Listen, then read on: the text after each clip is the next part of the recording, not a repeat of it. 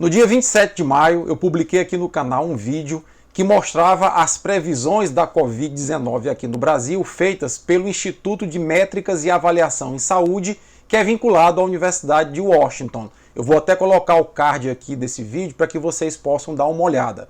Pois bem, lá no dia 27 de maio, as previsões não eram nada otimistas. E eu vou te mostrar as previsões atualizadas de hoje que pioraram bastante em relação àquelas previsões que já não eram muito boas. Antes disso, porém, como de praxe, eu vou pedir que você se inscreva no canal, nos ajude a crescer cada vez mais, clique o sininho da notificação para sempre que um vídeo novo for ao ar, você ser notificado e continuar a ajudar o canal a crescer. Eu sou o Paulo Henrique, biólogo e dentista, mestre e doutor em imunologia e professor universitário.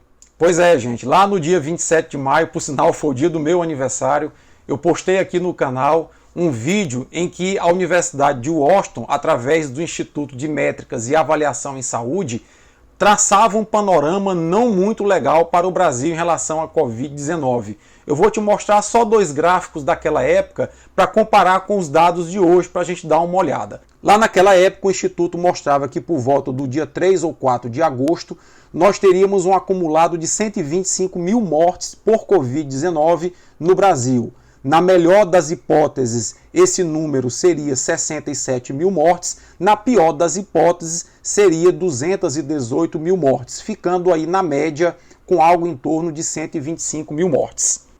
Pois é, e já não são dados muito animadores, né? E eu vou te mostrar um outro dado lá de 2 semanas atrás, dia 27 de maio, em relação ao número diário de mortes que o Brasil teria. Como seria a evolução do número diário de mortes no Brasil? Pois bem, lá no dia 27 de maio, o site do Instituto vinculado à Universidade de Washington mostrava que nós teríamos uma média agora por volta do final de junho e início de julho de cerca de 1.500 mortes diárias por Covid-19, podendo chegar a um pico ali de 3.000 mortes diárias. Esse era o platô estimado de mortes diárias que poderia chegar no mês de julho por volta ali de 3.000 mortes por dia. Então, esses dados também não são nada animadores. Nós temos aí um panorama de por volta do final do mês de junho, início do mês de julho, um panorama de há 2 semanas atrás. Isso é uma leitura de há 2 semanas atrás. Algo em torno de 1.200 a 1.500 mortes por dia. Nós já estamos atingindo esse número agora no início de junho. E eu quero te mostrar como o site do Instituto atualizou esses dados e como as previsões para o Brasil pioraram em relação a essas previsões de há 2 semanas atrás. Vê aqui comigo. Pois é, pessoal, aqui no site do Instituto de Métricas e Avaliação em Saúde, que é vinculado à Universidade de Washington, a gente consegue ver o gráfico atualizado, a data de hoje, que é dia 12 de junho, a gente consegue ver os dados atualizados. Essa linha pontilhada aqui na vertical representa o dia de hoje. Então hoje nós temos aí uma estimativa de 39 mil, 40 mil mortes, que está dentro do que o Brasil está apresentando, né? Observa que tem entre parênteses aí um intervalo de 38 mil a 40 mil mortes. Então as previsões para o dia de hoje estão corretinhas. Mas nota que essa curva ela está muito mais íngreme do que há 2 semanas atrás. E note também que o final da curva ali pelo dia 4 de agosto está apontando uma previsão de 165 mil mortes acumuladas no Brasil por Covid-19. Ou seja, houve um aumento de 40 mil mortes em relação a 2 semanas atrás. Um detalhe que é também chocante. Observe dentro do parênteses que nós temos aí entre 113 mil e 253 mil mortes, ou seja, nós podemos ter, no melhor dos cenários, no dia 4 de agosto, um acumulado de 113 mil brasileiros mortos por Covid-19 e no pior dos cenários, nós podemos ter 253 mil brasileiros mortos por Covid-19 no final do mês de agosto. Então é chocante porque em questão de 2 semanas, o panorama da Universidade de Washington para o Brasil piorou bastante. Houve um incremento de uma previsão de 40 mil mortes a mais no início de agosto do que há 2 semanas atrás. Eu quero só lembrar que há 2 semanas atrás, a Universidade de Washington previu que em agosto, no início de agosto, nós teríamos 125 mil brasileiros mortos por Covid-19. O panorama de hoje aponta para uma média aproximada de 165 mil brasileiros mortos por Covid-19 no início de agosto. Agora, vamos ver o panorama da quantidade de mortes diárias que a Universidade de Washington está prevendo para hoje em relação às próximas semanas no Brasil. Acompanhe aqui comigo. Se a gente rolar o gráfico, o site um pouquinho mais para baixo, ele vai apresentar o panorama da quantidade de mortes diárias. A linha pontilhada, mais uma vez, apresenta o momento atual, o dia de hoje, né? E nós observamos aí que nós temos uma média de 1.042 mortes diariamente, entre 800 e 1.200. Vê que esse panorama, essa previsão, está dentro daquilo que está sendo divulgado pelo Ministério da Saúde. Agora, nota mais uma vez que há 2 semanas atrás, a quantidade de mortes diárias ela atingiu um platô em junho, com cerca de 1.200 a 1.500 mortes por dia, e esse platô não existe mais.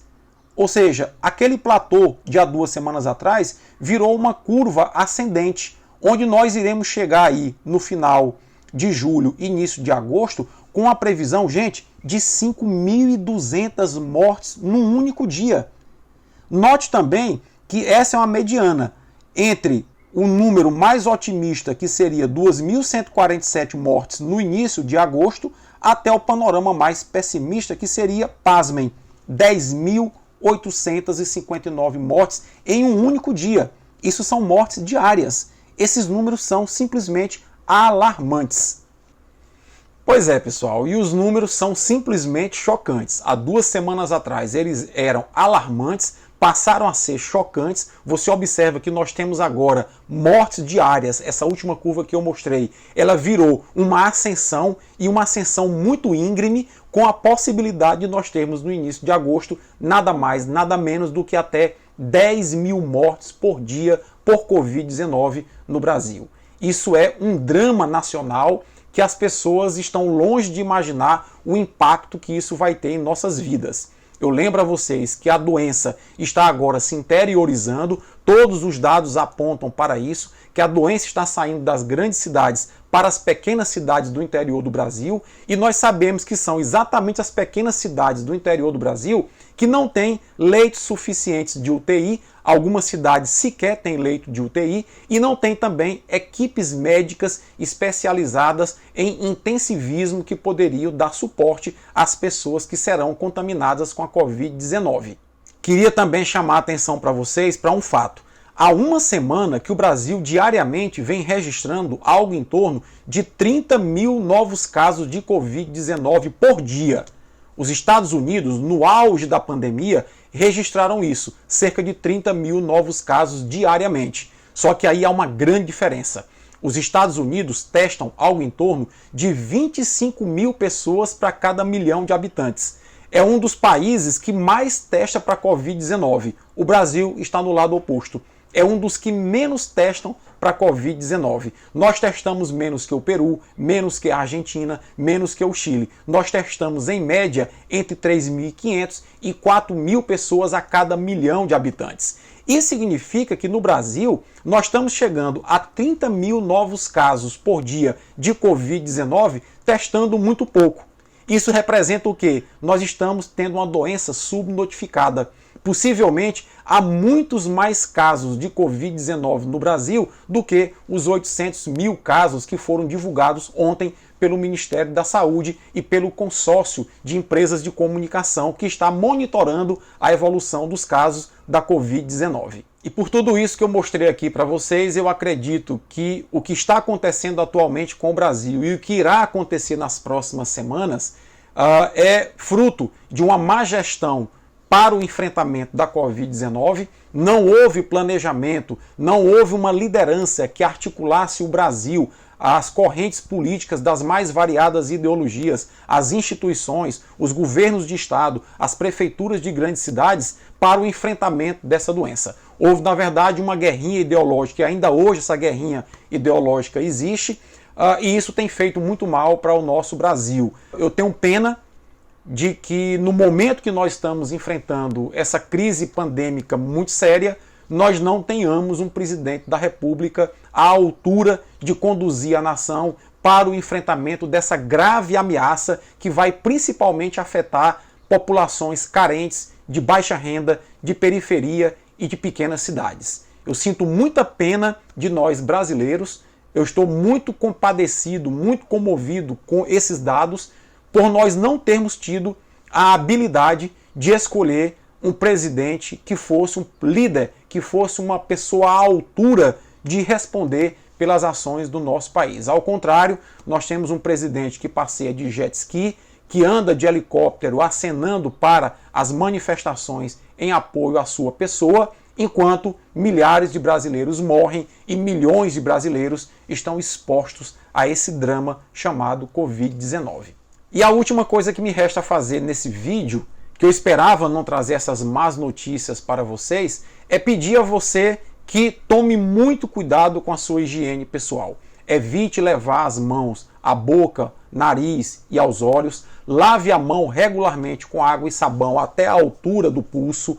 Utilize a máscara de maneira adequada. Não coloque a máscara embaixo do queixo. Não pegue na máscara com as mãos. Pegue apenas na alça para colocar e tirar a máscara. Evite aglomerações. Se precisar trabalhar e precisar pegar um transporte público, certifique-se de que após sair do transporte público você vai lavar as mãos ou passar álcool gel nas mãos. São medidas mínimas que você poderá tomar para evitar o contato com essa terrível doença. Eu lembro que existem 136 projetos no mundo de desenvolvimento de uma vacina para a Covid-19.